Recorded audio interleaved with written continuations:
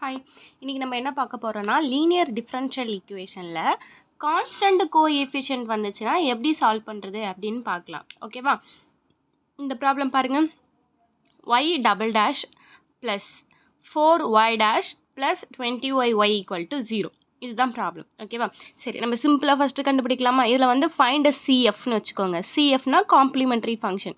அப்போ இந்த ப்ராப்ளத்துக்கு ஃபஸ்ட்டு நம்ம சிஎஃப் கண்டுபிடிக்கலாம். சிஎஃப் கண்டுபிடிக்கிறது எப்படின்னு பார்க்கலாமா? அதாவது லீனியர் டிஃப்ரென்ஷியல் ஈக்குவேஷன்னு வித் கான்ஸ்டன்ட் கோஎஃபிஷியன்ட். ஓகேவா? அந்த டிஃப்ரென்ஷியல் ஈக்குவேஷனில் அதுக்கு கான்ஸ்டன்ட் கோஎஃபிஷியன்ட் இருக்கணும். பாருங்கள், இங்கே 4, 20, 1 இந்த மாதிரி கான்ஸ்டன்ட் நம்பர்ஸ் இருந்துச்சுன்னா அது வந்து கான்ஸ்டன்ட் கோஎஃபிஷியன்ட்ஸ். ஓகேவா? இதுக்கு சிஎஃப் கண்டுபிடிக்கிறதுக்கான ரூல்ஸ் அண்ட் ரெகுலேஷனை நம்ம ஃபஸ்ட்டு பார்க்கலாம். ஓகேவா? இங்கே பாருங்கள், இந்த காம்ப்ளிமெண்ட்ரி ஃபங்க்ஷன் கண்டுபிடிக்கிறதுக்கான ரூல்ஸ் பார்த்திங்கன்னா ஒரு 4 கேசஸ் இருக்குது. இந்த 4 கேசஸில் தான் வரும். சரிங்களா? சரி, ஃபஸ்ட்டு எனக்கு ஒரு nth ஆர்டர் இருக்கிற மாதிரி ஒரு ஈக்குவேஷன் இருக்கும். ஓகேவா? அதுதான் a0 m power n x power n எழுதுவோம் இல்லையா? அந்த மாதிரி தான். எக்ஸுக்கு பதிலாக இங்கே m இருக்குது, அவ்வளோதான். m power n m power n minus 1 plus and so on an equal to 0. ஓகேவா? அப்போது இது வந்து nth டிகிரினா எத்தனை ரூட் இருக்கும்? n ரூட்ஸ் இருக்குமா? இப்போ செகண்ட் டிகிரி பாலினாமியல் அப்படின்னா உனக்கு எத்தனை ரூட் கிடைக்கும்? 2 ரூட்ஸ் கிடைக்கும். கியூபிக் ஈக்குவேஷன்னா 3 ரூட்ஸ் கிடைக்கும் இல்லையா? அது மாதிரி nth ஆர்டர் ஈக்குவேஷன்னா உனக்கு n ரூட்ஸ் இருக்கும். சரியா? இப்போது இந்த ரூட்ஸை வச்சு தான் இந்த கேசஸே பிரியுது. ஒருவேளை இங்கே n ரூட்ஸ் இருக்குது, அதில் எல்லா ரூட்ஸுமே ரியல் நம்பராக இருக்குது, எல்லா ரூட்டுமே டிஸ்டிங்க்டாக இருக்குது.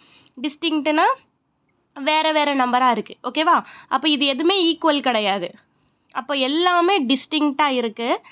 ரியல் ரூட்ஸாக இருந்ததுன்னா நம்மளுடைய சிஎஃப் என்னன்னா a1 e பவர் m1x அதாவது first root plus a2 e power m2x second root plus and so on an e power mnx அதாவது nth ரூட். ஓகேவா?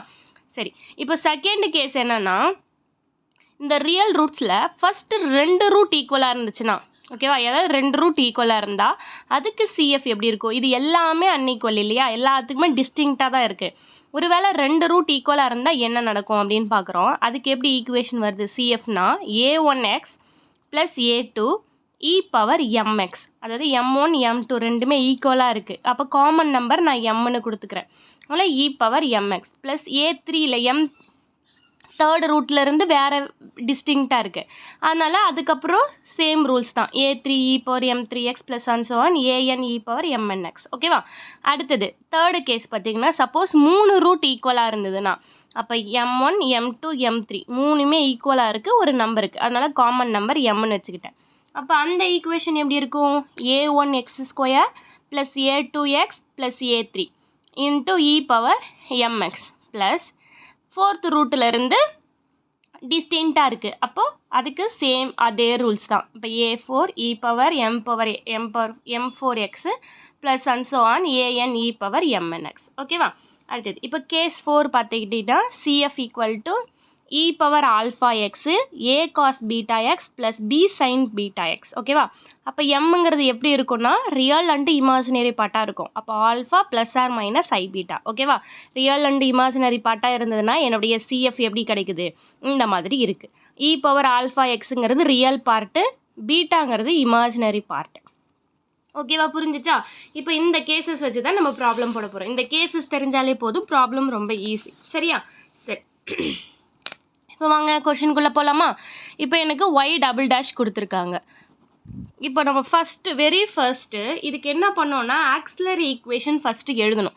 டிஃப்ரென்ஷியல் ஈக்குவேஷன் கொடுத்துட்டாங்கன்னா நம்ம இந்த மாதிரி டைப்பில் இருக்க linear differential equation, constant coefficient, variable coefficient எல்லாத்துக்குமே first நம்ம என்ன பண்ண போகிறோன்னா இந்த டிஃப்ரென்ஷியல் ஈக்குவேஷனை ஆக்ஸிலரி ஈக்குவேஷன் ஃபார்மேஷனுக்கு கன்வெர்ட் பண்ணணும். ஓகேவா? அப்போ ஆக்ஸிலரி ஈக்குவேஷன் நம்ம ஃபஸ்ட்டு எழுதணும்.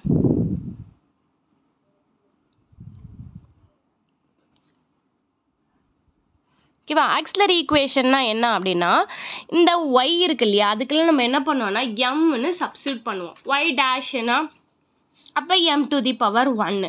ஓகேவா? இந்த மாதிரி நம்ம என்ன பண்ண போகிறோம்னா டிஃப்ரென்ஷியல் அந்த வேரியபிளுக்கு எம்ங்கிறத ரீப்ளேஸ் பண்ண போகிறோம். ஓகேவா? அப்போ என்ன அப்படின்னா அந்த டிஃப்ரென்ஷியேஷன் ஓகேவா? அந்த டிஃப்ரென்ஷியேஷனுக்கு என்னன்னு கொடுக்க போகிறோம், எம்னு கொடுக்க போகிறோம். அப்போது ஒய் டேஷ்னா என்னது, டி டேஷ்னு தானே இருக்குது, புரிஞ்சிச்சா? அப்போது ஒய் டபுள் டேஷ்னா டி ஸ்கொயர்னு இருக்குது. ஓகேவா? அப்போ இந்த ஈக்குவேஷன் எப்படி இருக்கும் உங்களுக்கு, d square plus 4d plus 20 into y equal to 0 அப்படின்னு இருக்கும். ஓகேவா? புரிஞ்சிச்சா? ஏன்னா ஒய்ங்கிறது காமன் டேர்ம். அப்போ நான் எனக்கு என்ன வரும், இங்கே y double dash y dash 20 into y அப்படின்னு கிடச்சிரும். உனக்கு இந்த டிஃப்ரென்ஷியல் ஈக்குவேஷன் கிடச்சிரும். ஓகேவா? ஏன்னா டிங்கிறது என்னன்னா டி பை டிஎக்ஸ் தான். ஓகேவா? அதனால் இந்த ஒய் மட்டும் எனக்கு நான் காமனாக எடுத்திருக்கேன். அப்போ நான் இந்த டேர்ம் கூட இது பண்ணால் d square y by dx, அதுதான் ஒய் டேஷு. ஓகேவா? அப்போ ஒய் டபுள் டேஷுங்கிறது என்னது, d square y by dx square. நான் இந்த டி ஸ்கொயர் டிஎக்ஸ் ஸ்கொயருக்கு பதிலாக மட்டும் கேபிட்டல் டி யூஸ் பண்ணிக்கிட்டேன், அவ்வளோதான். அப்போ எனக்கு என்ன வரும், ஒய் டபுள் டேஷை நம்ம எப்படி எழுதுவோம், டி ஸ்கொயர் ஒய்ன்னு எழுதுவோம் இல்லையா? அப்போ இந்த ஒய் நம்ம தனியாக பிரித்து எழுதிடுவோம். அதனால தான் நீங்கள் என் மட்டும் எழுதியிருக்கு, டி மட்டும் எழுதியிருக்கேன். ஓகேவா?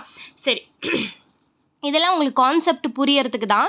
நீங்கள் டேரெக்டாக என்ன பண்ணிடலாம், டி ஈக்குவல் டு எம்னு நீங்கள் சப்ஸ்டியூட் பண்ணி ஆக்சிலரி ஈக்குவேஷன் எழுதிடலாம். ஓகேவா? அப்போ டி ஈக்குவல் டு எம்னு ஆக்சிலரி ஈக்குவேஷன் ஒன்று கொடுத்தா என்ன வரும், இந்த ஈக்குவேஷனை இப்படி கன்வெர்ட் பண்ணி எம்னு சப்ஸ்டியூட் பண்ணாலும் சரி, இல்லை நீங்கள் டேரெக்டாக எழுதிக்கிட்டாலும் சரி, இப்படி எழுதிக்கிட்டிங்கன்னா உங்களுக்கு வசதியாக இருக்கும். ஓகேவா? அப்போ இந்த ஈக்குவேஷனை கேன் பி ரிட்டர்ன் அஸ் அப்படின்னு சொல்லிட்டு இந்த ஈக்குவேஷன் ஃபார்மேஷனுக்கு கேபிட்டல் டி ஃபார்மேஷனுக்கு எழுதிடுங்க. எழுதுறதுக்கப்புறம் டிக்கு பதிலாக எம் கொடுக்கணும். அப்போ டிக்கு பதிலாக எம் கொடுத்தா அதுதான் ஆக்சிலரி ஈக்குவேஷன். ஓகேவா? டிக்கு பதிலாக எம் சப்ஸ்டியூட் பண்ணுறது தான் ஆக்சிலரி ஈக்குவேஷன். இப்போ டி இருக்கிற இடத்துல எம் கொடுத்தா உனக்கு என்ன வரும், எம் ஸ்கொயர் வருமா?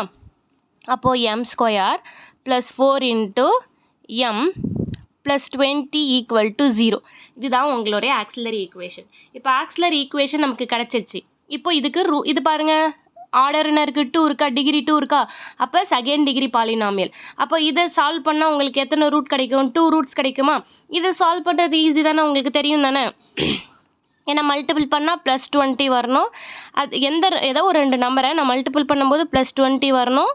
அதே 2 நம்பரை சம் பண்ணும்போது ப்ளஸ் 4 வரணும். அப்போ என்னென்ன 2 நம்பர் பாசிபிலிட்டிஸ் இருக்குது அப்படின்னு தான் நம்ம பார்க்கணும். சரிங்களா? அப்போ என்னென்ன பாசிபிலிட்டிஸ் இருக்கும், உங்களுக்கு மல்டிபிள் பண்ணால் எனக்கு 20 கிடைக்கணும், அதுவே வந்து ஆட் பண்ணால் 2 கிடைக்கணும். அந்த மாதிரி பார்த்திங்கன்னா உங்களுக்கு நம்பர்ஸ் என்னது 120, அதை பண்ணும்போது கண்டிப்பாக கிடைக்காது. அப்புறம் 2 × 10 அதை ஆட் பண்ணாலும் இந்த நம்பர் வராது. அந்த மாதிரி நீங்கள் ஒன்று ஒன்றா செக் பண்ணி பார்க்கணும். 3 டேபிளில் 20 வராது. அப்புறம் 4, 5 தான் வரும். இது பார்த்திங்கனாலும் ஆட் பண்ணாலும் சப்ராக்ட் பண்ணாலும் எது பண்ணாலும் +4 கிடைக்காது. அப்போ இந்த மெத்தட் நம்ம யூஸ் பண்ண முடியாது இல்லையா?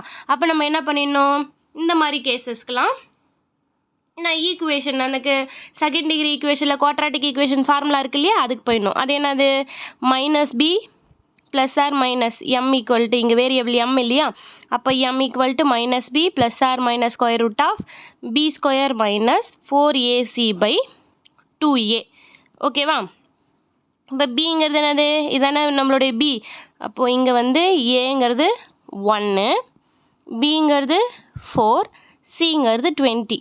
ஓகேவா? அப்போ சப்ஸ்டியூட் பண்ணிக்கலாமா, -4 plus or minus square root of b square.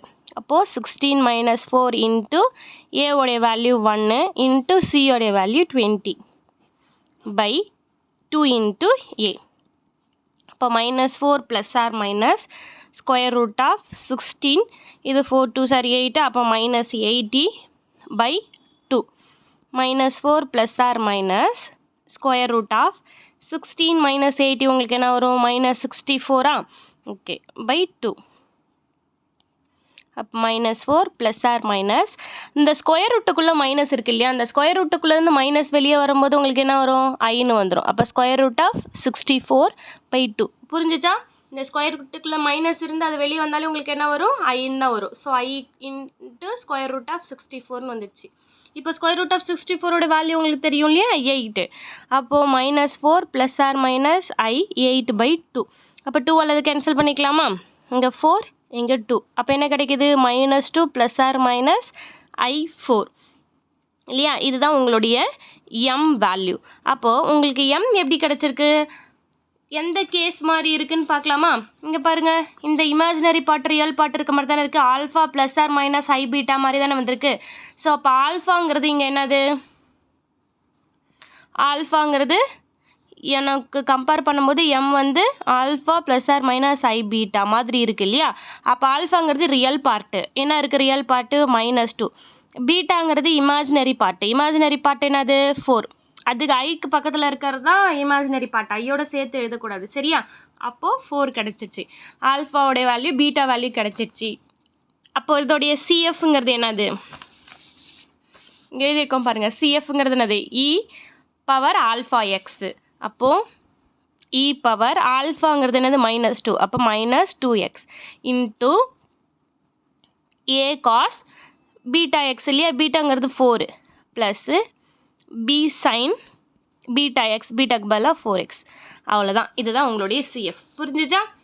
A cos beta x plus b sine beta x. அதனால் ஏ காஸ் பீட்டாக்கு பதிலாக 4x plus b sine beta x, பீட்டாக்கு பதிலாக 4, அதனால 4x. அப்போ நம்ம என்ன கண்டுபிடிச்சிட்டோம்?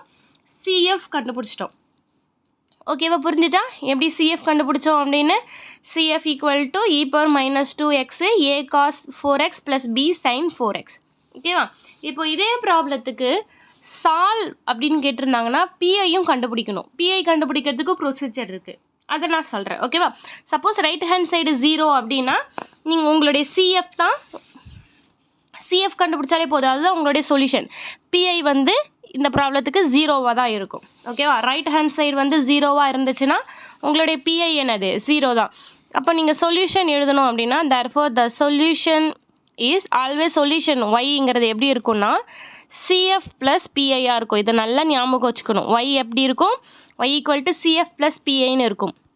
இப்போ சிஎஃபோடைய வேல்யூ என்னது? E power -2x a cos 4x plus b sine 4x.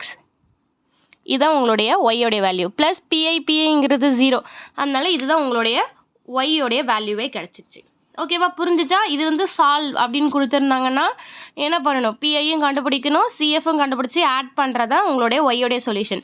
CF மட்டும் கேட்டிருந்தாங்கன்னா சிஎஃப் கண்டுபிடிச்சி நிறுத்திக்கலாம். ஆனால் கொஸ்டினில் சால்வ்னு கேட்டிருந்தா என்ன பண்ணணும்? பிஐயும் சேர்த்து கண்டுபிடிக்கணும். பிஐ கண்டுபிடிக்கணுனாலே ரைட் ஹேண்ட் சைடு தான் பார்க்கணும். இங்கே ரைட் ஹேண்ட் சைடு 0ங்கிறதுனால பிஐயோட வேல்யூ 0 தான், அதனால் இங்கே 0 போட்டாச்சு. ஓகேவா? புரிஞ்சிச்சா இந்த ப்ராப்ளம்? சரி, நெக்ஸ்ட் ப்ராப்ளம் பார்க்கலாமா?